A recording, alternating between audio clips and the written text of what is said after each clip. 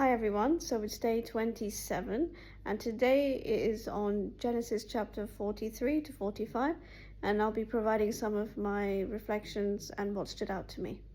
So in these chapters we can see how Jacob and his sons were stuck in a dire situation. There was a famine in the land and they needed to find some food.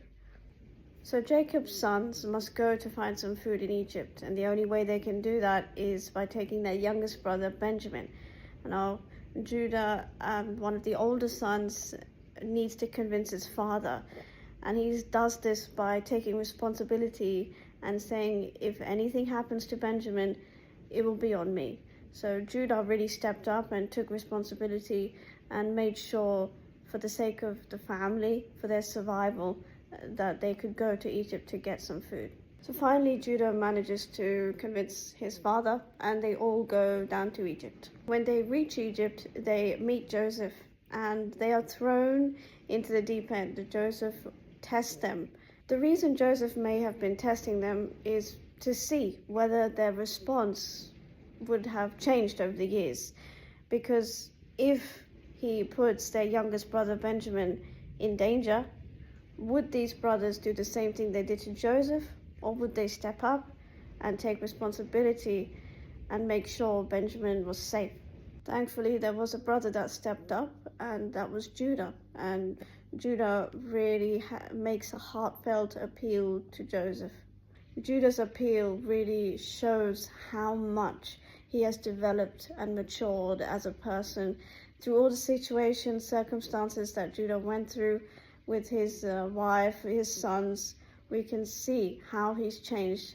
When Judah was the one in chapter 37 that suggested to his brothers that they sell Joseph into slavery, we can see how far Judah has come.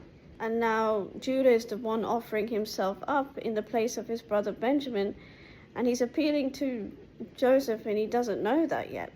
My main takeaway from these few chapters was really seeing how Judah's life and circumstances were able to take him out of his immaturity, his jealousy, and his hatred toward his brother, and God helped him turn it all around.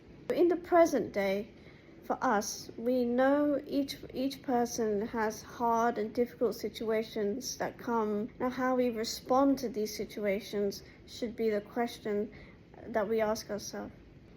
Are we learning from difficult situations? How am I responding differently the next time something difficult comes up? I want to be able to develop and, like Judah, make sure that the characters and the fruits of the Spirit is more and more present. Because Judah stepped up and took responsibility for his youngest brother Benjamin, we know eventually the family rift is going to be healed, and Jacob will eventually see his long lost son Joseph. Now, this is obviously a big moment for Joseph as well, because he ends up telling his brothers who he really is, and he reveals his identity to them. And we can see this is a full circle moment.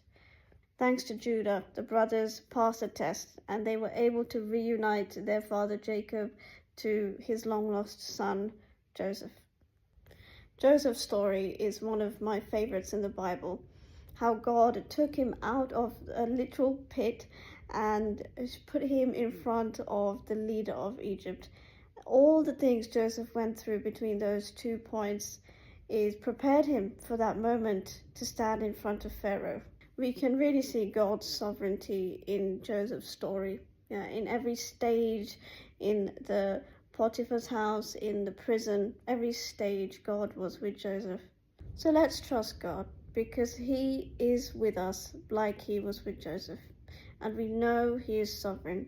No matter what stage we are in, we know his will and plan will play out, because he is the one who leads and guides us if we allow him to. So I hope this encouraged you, and thank you very much for listening.